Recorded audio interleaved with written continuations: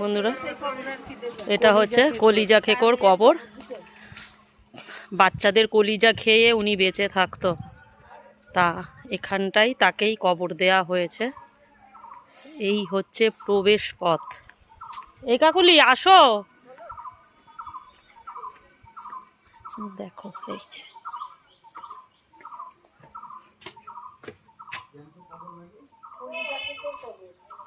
এই যে এখানটায় এই যে বাচ্চাদের কলিজা খেত। আর ওপরটাতে দেখো গার্ডেন করে দিয়েছে, যাতে